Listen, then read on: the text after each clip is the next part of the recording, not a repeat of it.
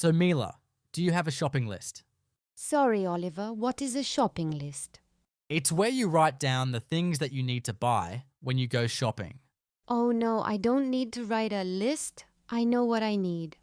Okay, so what do you need? Well, to begin with, I need 10 breads, much apples, and many milk. I think we need to pause there. You can't say much apples and many milk. Why not? I know what I want. Maybe you do, but nobody else does. Has nobody ever explained countable and uncountable nouns to you? Well, I know that a noun is a person, a place, or a thing. Exactly. So everything you're buying today are things. And if you want to know whether to use much or many, then you need to think whether they can be counted. Okay, I can count apples.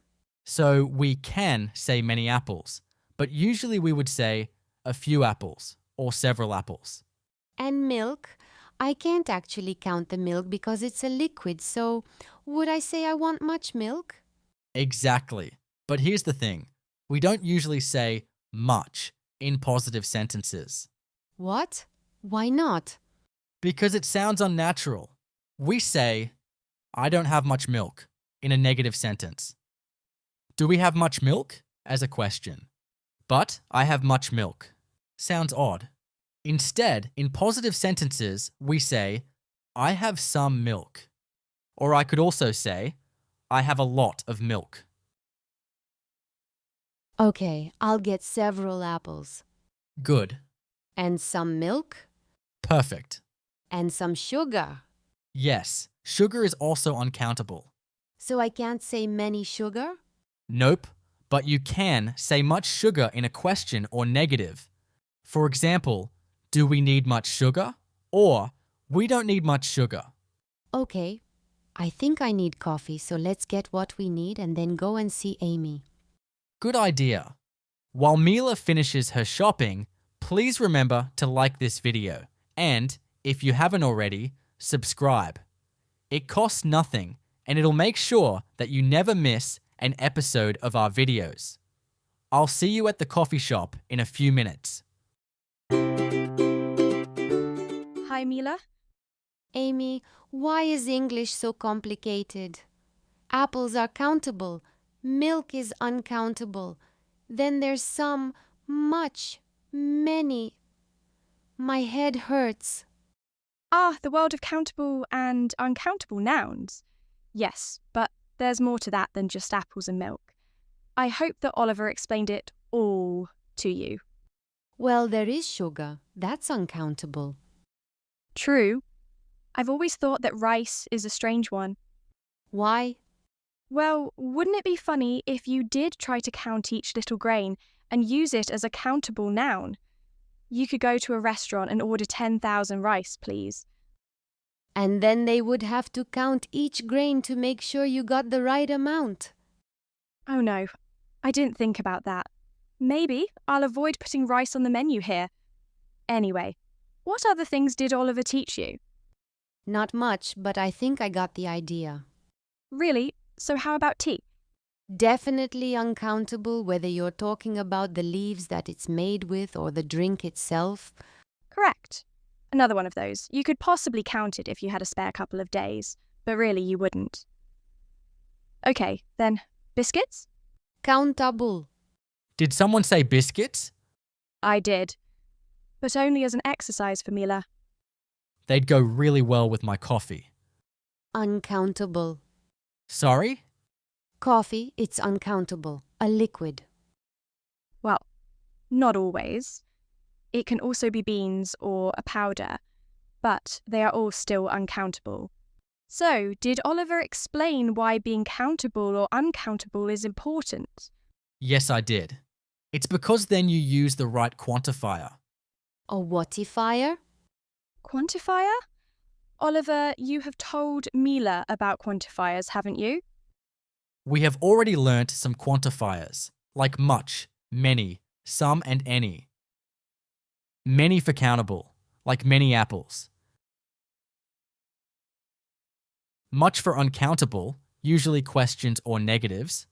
We said how much milk do you need? Some can be used for both, especially in positive sentences. You can say some apples or some milk. Any is for questions and negatives. For example, do you have any apples? Or I don't have any milk.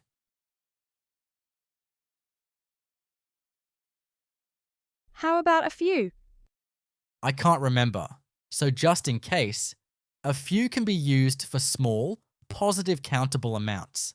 I don't need any apples. I still have a few. But if we say few without the A, it means not many and is more negative. So, I could say, I have very few apples, but you can have one. Or, I would give you an apple, but I have few, so I can't. What about little and a little? They're sort of the same as few, aren't they? Yes, you could say, do you want a little milk in your coffee? Or, be careful with the milk, there is little left. So I could say many apples, much milk, some bread, any cheese. Exactly.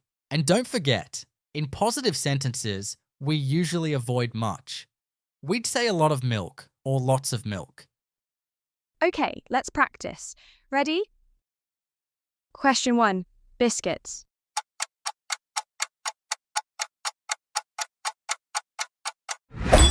Countable.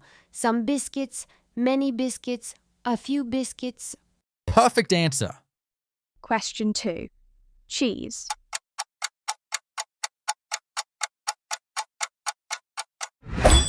Uncountable. Some cheese, a little cheese, not much cheese. Well done. Question 3. Coffee.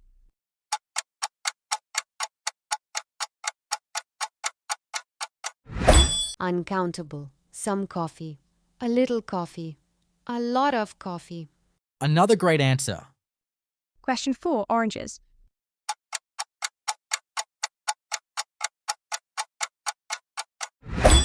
Countable. Some oranges, many oranges, a few oranges. Perfect again. And finally, water.